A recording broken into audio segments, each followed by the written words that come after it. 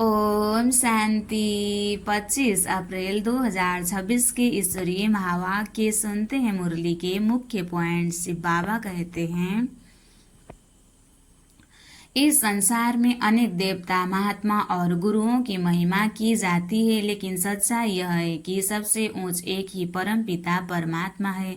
उनकी सही पहचान केवल ब्राह्मण बच्चे ही जानते हैं, बाकी दुनिया अज्ञान में है। मनुष्य यह तो कहता है कि मैं आत्मा हूँ, लेकिन आत्मा का वास्तविक स्वरूप नहीं जानता। स्टार आत्मा एक सूक्ष्म ज्योति बिंदु स्वरूप स्टार है, जो शरीर से अलग है और अविनाशी है। शरीर नश्वर है, आत्मा कभी खत्म नहीं होती है। ज्ञान देने वाला परमात्मा है, न कि श्री कृष्ण। श्री कृष्ण की एक आत्मा है जो 84 जन्म के चक्र में आती है, इसलिए परमात्मा और आत्मा श्री कृष्ण अलग अलग है। और अब सुनते हैं महावाक्यों को विस्तार से। मुरली का सार। मीठे बच्चे, बाप दूर देश से आए हैं तुम बच्चों के लिए नया राज्य स्थापन करने। तुम अभी स्वर्ग के लायक बन रहे हो। मीठे बच्चे, बाप दूर देश से आए हैं तुम बच्चों के लिए नया राज्य स्थापन करने। तुम अभी स्वर्ग के लायक बन रहे हो।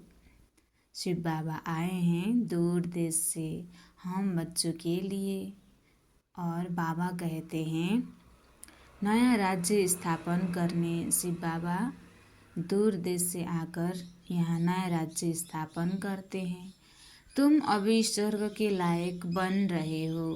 बाबा की पढ़ाई द्वारा ही हम स्वर्ग में जाने के लायक बन रहे हैं, पतित से पावन बन रहे हैं। प्रश्न, जिन बच्चों का शिव बाबा में अटूट निश्चय है, उनकी निशानी क्या होगी?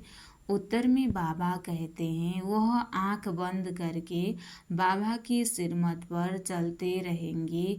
जो आज्ञा मिले, कभी ख्याल भी नहीं आएगा कि इसमें कुछ नुकसान न हो जाए, क्योंकि ऐसे निश्चय बुद्धि बच्चों का रेस्पॉन्सिबल बाप है। कभी ख्याल भी न आए कि इसमें कुछ नुकसान न हो जाए, क्योंकि ऐसे निश्चय बुद्धि बच्चों का रेस्पॉन्सिबल बाप है। उन्हें निश्चय का बल मिल जाता है, अवस्था अडोल और अचल हो जाती है। गीत। तुम ही हो माता, पिता तुम ही हो। ओम शांति। यह महिमा किसकी सुनी? स्वयं शिव पिता की। माता भी वही है और पिता भी वही है, सबकी पालना शिव बाबा देते हैं। जिनको सिवाय तुम बच्चों की दुनिया में और कोई जानते ही नहीं है। दुनिया वाले पुकार रहे हैं, ढूंढ रहे भगवान, ओ गॉड फादर।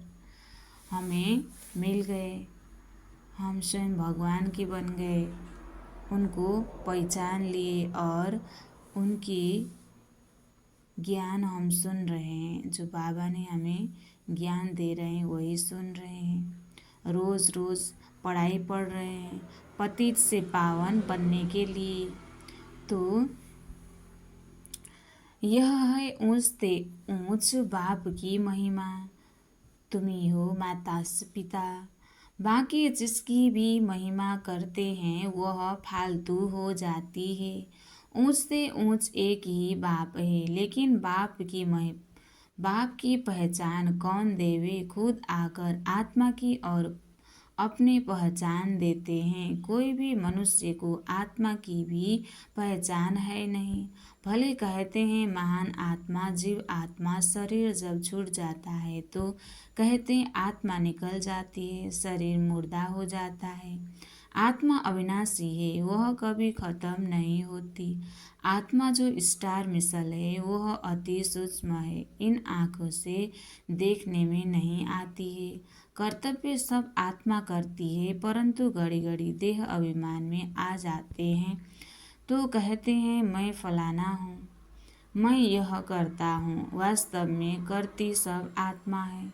शरीर तो अर्गन से। यह साधु आदि भी जानते हैं कि आत्मा बहुत सूक्ष्म है, जो बिरकुटी के बीच में रहती है, परंतु उनको यह ज्ञान नहीं है कि आत्मा में यह पाठ बजाने के संस्कार हैं। कोई कहते आत्मा में संस्कार होते नहीं, आत्मा निर्लेप है। कोई कहते संस्कारों अनुसार जन्म मिलता है। मतभेद बहुत है। यह भी किसी को पता नहीं है कि कौन सी आत्माएं 84 जन्म लेती है। तुम जानते हो कि सूर्यवंशी को ही 84 जन्म चक्र लगाना पड़ता है। आत्मा ही 84 का चक्र लगाए पतित बनती है। उनको अब पावन कौन बनाए? पतित पावन ऊंच से ऊंच एक ही बाप है। उनकी महिमा सबसे ऊंच है। 84 जन्म सब तो नहीं लेते, पीछे आने वाले तो 84 जन्म ले न सके। सब इकट्ठे तो नहीं आते हैं न, जो पहले पहले सतयुग में आएंगे। सूर्यवंशी राजे और प्रजा, उन्हों के 84 जन्म होते हैं। पीछे तो मनुष्यों की बहुत वृद्धि होती है न। फिर कोई के 84, कोई के 83, कोई के 80 जन्म होते हैं। वहाँ सतयुग में तो पूरी 150 वर्ष आयु होती है। कोई जल्दी मर न सके, यह बातें बाप ही बैठ समझाते हैं। अब कोई परमपिता परमात्मा को नहीं जानते हैं। बाप कहते हैं कि जैसे तुम्हारी आत्मा है वैसे मेरी भी आत्मा है। तुम सिर्फ जन्म मरण में आते हो, मैं नहीं आता हूँ। मुझे बुलाते भी तब है जब पतित बनते हैं, जब बहुत दुखी हो जाते हैं तब बुलाते हैं। इस समय तुम बच्चों को शिव बाबा पढ़ा रहे हैं। कोई पूछते हैं कि यह कैसे माने कि परमात्मा आते हैं, तो उन्हों को समझाना है कि सब पुकारते हैं, हे पतित पावन आओ।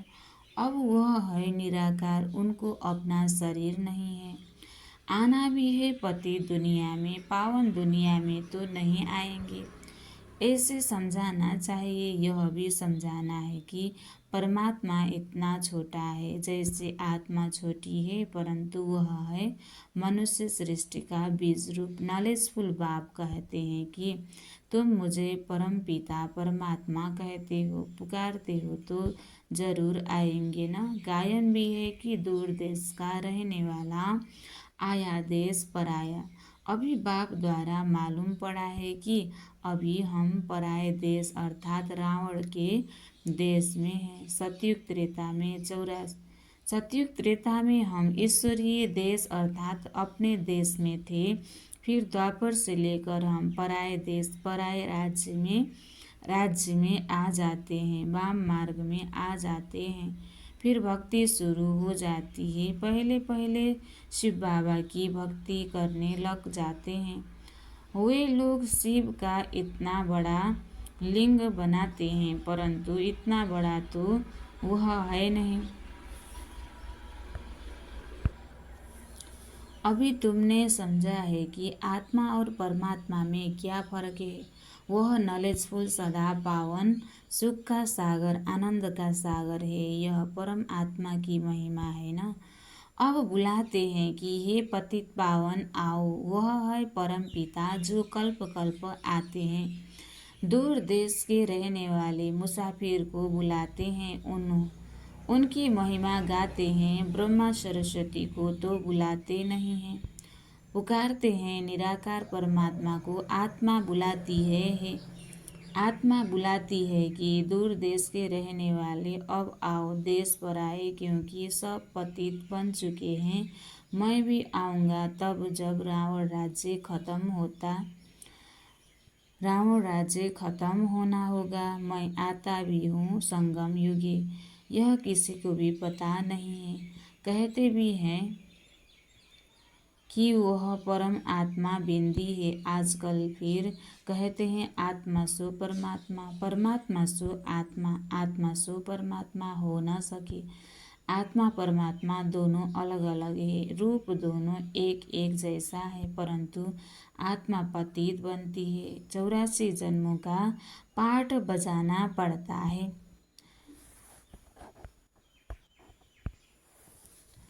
परमात्मा जन्म मरण रहित है। अगर आत्मा सो परमात्मा कहते तो क्या सतप्रधान परमात्मा तम प्रदान में आते हैं? नहीं, यह तो हो न सके। बाप कहते हैं कि मैं आता हूँ सर्व आत्माओं की सर्विस करने।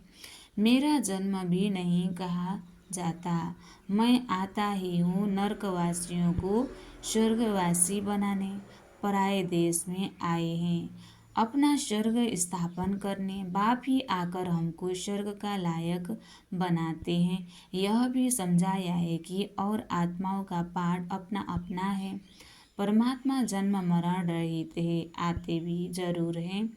तब तो शिवरात्रि मनाते हैं, लेकिन वह कब आए यह कोई नहीं जानते। ऐसे ही शिव जयंती मनाते आए हैं। जरूर संगम पर आए होंगे स्वर्ग स्थापन करने, पतितों को पावन बनाने। जरूर संगम पर आएंगे न। पावन सृष्टि है स्वर्ग, कहते हैं पतित पावन आओ। फिर जरूर पतित दुनिया के विनाश का समय होगा, तभी पावन दुनिया स्थापन करेंगे। युगे युगे तो नहीं आते। बाप कहते हैं मुझे संगम पर ही आकर पतित दुनिया को पावन बनाना है। यह पराया देश है, रावण का देश। परंतु यह कोई मनुष्य थोड़े ही जानते कि रावण का राज्य चल रहा है। कब से यह रावण राज्य शुरू हुआ कुछ भी पता नहीं। पहली पहली मुख्य बात आत्मा और परमात्मा का राज समझाना है। फिर समझाना है कि वह कल्प के संगम युग पर आते हैं पावन बनाने। यह काम उनका ही है, न कि श्री कृष्ण का। श्री कृष्ण तो खुद ही 84 जन्म ले नीचे उतरते हैं। सूर्यवंशी सब नीचे उतरते हैं। झाड़ आधा ताजा आधा पुराना थोड़े ही होगा। जड़ जड़ीभूत अवस्था सबकी होती है। कल्प की आयु का भी मनुष्य को पता नहीं है। शास्त्र में लंबी चौड़ी आयु दे दी है। यह बाप ही बैठ समझाते हैं। इसमें और प्रश्न उठ न सके। रास्ता बाप सच ही बोलते हैं। हम इतने बीके हैं सब मानते हैं तो जरूर है, तब तो मानते हैं। आगे चल जब निश्चय होगा तो समझ में भी आ जाएगा। पहले पहले मनुष्यों को यह समझाना है कि परमपिता परमात्मा निराकार दूर देश से आए हैं, परंतु किस शरीर में आए हैं, सूक्ष्म वतन में आकर क्या करेंगे। जरूर यहाँ आना पड़े। प्रजापिता ब्रह्मा ही यहाँ चाहिए। ब्रह्मा कौन है यह भी बाप बैठ समझाते हैं। जिसने प्रवेश किया है वह अपने जन्मों को नहीं जानते थे तो बच्चे भी नहीं जानते थे। बच्चे भी तब बनते जब मैं एडॉप्ट करता हूँ। मैं इन साकार सहित बच्चों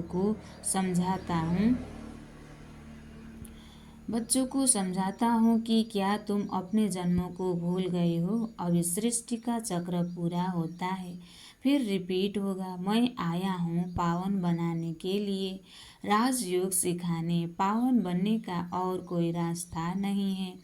अगर यह राज मनुष्य जानते तो गंगा आदि पर स्नान करने, मेले आदि पर जाते नहीं। इन पानी की नदियों में तो सदैव स्नान करते रहते हैं। द्वापर से लेकर करते आए हैं। समझते हैं कि गंगा में डुबकी मारने से पाप नाश होंगे, परंतु कोई के भी पाप नाश नहीं होते हैं। पहले पहले तो आत्मा और परमात्मा का ही राज बताओ। आत्माएं ही परमात्मा बाप को पुकारती है। वह निराकार है, आत्मा भी निराकार है। इस अर्गन द्वारा आत्मा पुकारती है। भक्ति के बाद भगवान को आना है। यह भी ड्रामा में पाठ है। बाबा कहते हैं मुझे नई दुनिया स्थापन करने आना पड़ता है। शास्त्रों में भी है मुझे आना पड़ता है। शास्त्रों में भी है कि भगवान को संकल्प उठा तो जरूर ड्रामा प्लान अनुसार संकल्प ड्रामा प्लान अनुसार ही संकल्प उठा होगा। आगे इन बातों को थोड़े ही समझते थे, दिन प्रतिदिन समझते जाते हैं। बाप कहते हैं, मैं तुमको नई नई गुए से गुए बातें सुनाता हूँ, सुनते सुनते समझते जाते हैं। आगे ऐसे नहीं कहते थे कि शिव बाबा पढ़ाते हैं, अब तो अच्छी रीति समझ गए हैं और भी समझने का बहुत पड़ा है। रोज समझाते रहते हैं कि कैसे किसी को समझाना चाहिए। पहले यह निश्चय करे कि बेहद का बाप समझाते हैं तो वह जरूर सत्य बताएंगे, इसमें मूझने की भी बात नहीं। बच्चे कोई पक्के हैं, कोई कच्चे हैं। कच्चा है तो कोई को समझा नहीं सकते हैं। यह तो स्कूल में भी नंबरवार होते हैं। बहुतों को यह संशय पड़ता है कि हम कैसे समझें कि परमपिता परमात्मा आकर पढ़ाते हैं, क्योंकि उन्हों की बुद्धि में है। श्री कृष्ण ने ज्ञान सुनाया। अब पति दुनिया में तो श्री कृष्ण आ नहीं सकता। यह उनको सिद्ध करो कि परमात्मा को ही आना पड़ता है। पति दुनिया और पति शरीर में बाप यह भी समझते हैं कि हर एक की अपनी अपनी बुद्धि है। कोई तो झट समझ जाते हैं, जितना हो सके समझाना है। ब्राह्मण सब एक जैसे नहीं होते हैं, परंतु देह अभिमान बच्चों में बहुत है। यह बाबा भी जानते हैं कि नंबरवार है डायरेक्शन पर बच्चों को चलना पड़े। यह बाबा भी जानते हैं कि नंबरवार है डायरेक्शन पर बच्चों को चलना पड़े। बड़ा बाबा जो कहे वह मानना चाहिए। गुरुओं आदि की तो मानते आए हो। अब बाप जो स्वर्ग में ले जाने वाला है, उनकी बात तो आंख बंद कर माननी चाहिए, परंतु ऐसी निश्चय बुद्धि है नहीं। भले उनमें नुकसान हो या फायदा हो, मान लेना चाहिए। भले समझो नुकसान भी हो जाए, फिर भी बाबा कहते हैं ना, हमेशा ऐसे समझो कि सिर्फ बाबा ही कहते हैं। ब्रह्मा के लिए मत समझो, रेस्पॉन्सिबली सिर्फ बाबा होगा।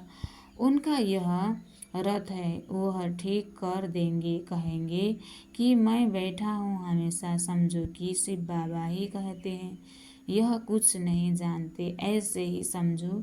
एक तरफ तो निश्चय रखना चाहिए, सिर्फ बाबा कहते मेरा मानते रहो तो तुम्हारा कल्याण होता रहेगा। यह ब्रह्मा भी अगर कुछ कहते हैं तो उनका भी रेस्पॉन्सिबल मैं हूँ।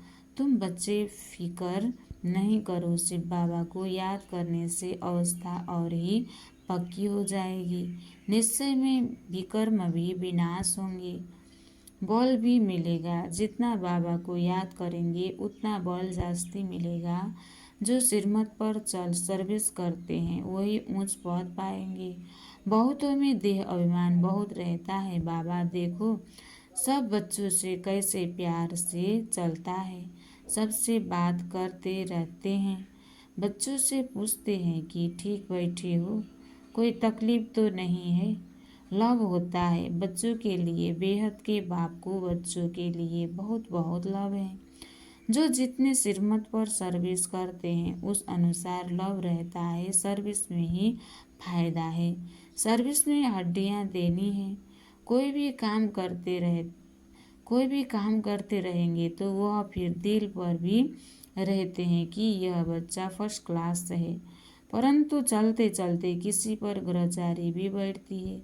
माया का सामना होता है ना, ग्रहचारी के कारण फिर ज्ञान उठा नहीं सकते। कोई तो फिर कर्मणा सेवा अथक होकर करते हैं। तुम्हारा काम है सबको सुखधाम का मालिक बनाना, किसी को दुख नहीं देना। ज्ञान नहीं है तो फिर बहुत दुख देते हैं, फिर कितना भी समझाओ तो समझते नहीं। पहले पहले समझानी देनी है आत्मा और परमात्मा की, कैसे आत्मा में 84 जन्म का पाठ भरा हुआ है, जो अविनाशी पाठ है, कभी बदलने का नहीं है। ड्रामा में नुदा हुआ है, यह निश्चय वाला कभी हिलेगा नहीं। बहुत हिल जाते हैं। पिछाड़ी में जब बम्बोर को आग लगेगी तब अचल बन जाएंगे। अभी तो बहुत युक्ति से समझाना है। अच्छे अच्छे बच्चे तो सर्विस पर रहते हैं, दिल पर चढ़े रहते हैं, बहुत तीखे जाते रहते हैं, बहुत मेहनत करते हैं।